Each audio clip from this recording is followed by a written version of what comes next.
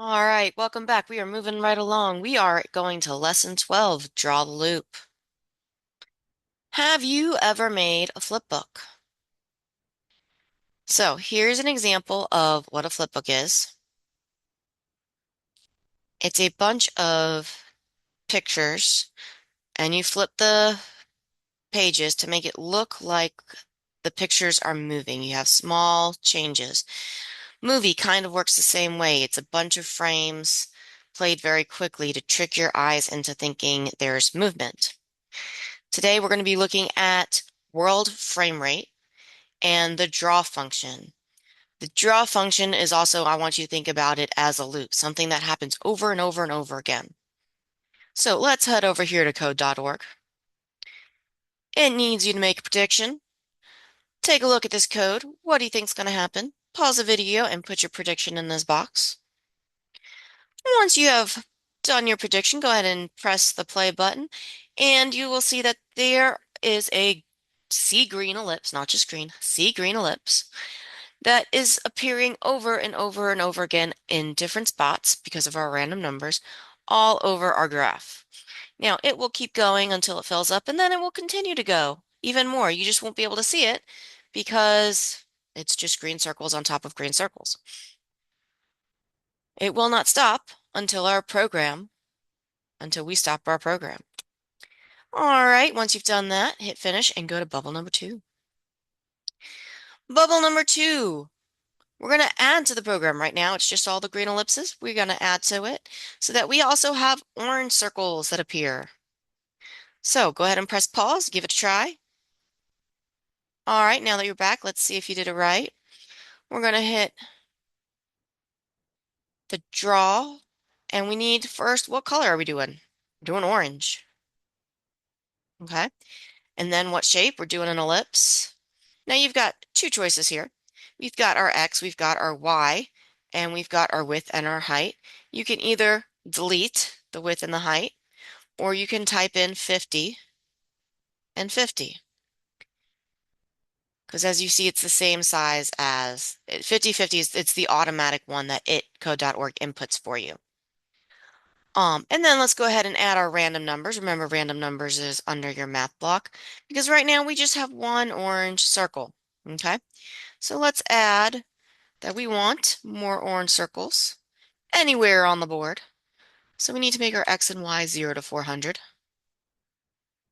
And we're going to reset. And now it looks like our circles are fighting to cover the board. All right, once you're done, hit finish and go to next. Take a prediction. Notice we have some stuff inside our loop and outside our loop. Why do you think this is outside our loop? Why do you think this is inside our loop? Go ahead and put all your answers here. What do you think is going to happen?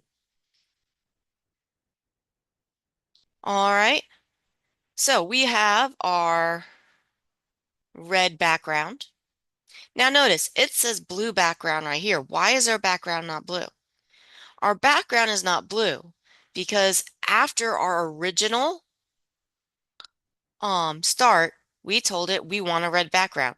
So we have the red background with the ellipse alternating every other one. Now, our world frame rate. This means we have 5 frames per second. That means this yellow dot is moving 5 times every second. Okay? And then it's moving anywhere on the board. So what is important is what is in this function draw, what is in your loop, and what is outside of your loop. Okay? If we don't have a background in our loop, then that dot would just be appearing over and over and over again. So once you're done with that, hit finish and go to the next bubble, or bubble number 4. Run the program to see how it works. We got a dancing alien here. All right, let's take a look at our program. Notice our sprite is not in our loop. We have to find our sprite. We didn't draw it until it's in the loop. Okay, our background, once again, is in our loop. Let's just take a look what happens if we take that background out. You'll notice it's drawing the sprite again and again, but on top of the background. So it's making our alien look blurry. All right, so now we've got our dancing alien back. And right now it's going on we have our rotation. Our rotation is between -10 and 10. Let's change this to -50 and +50. Right now he's dancing a little bit. He's just dancing back and forth. And now he's dancing a lot more. We could make him do a whole rotation. All right. We can make him do 360 degrees. We could make this 0 and this 360. Oh, and it's the same thing because we're going all the way around the circle. All right. So change how that alien is dancing. Once you've done that, hit finish and go to bubble number 5. Bubble number 5, let's see what we got. We got a pencil that is drawing and a paintbrush. Run the program to see how it works. Edit the code to make the program so that the second sprite is moving like the first one. So we want our paintbrush to move like our pencil. Go ahead and pause the video and see if you can do that on your own. All right, hope you've been successful. But let's take a look at this code. We got our pencil here in our location. We've got our brush in our location. And then we have our background. Remember, our background needs to be in our loop so that if we take it out of our loop, then it's like it's drawing on top of it. It doesn't look like one pencil anymore. All right, and we have our random numbers. We have our X coordinates.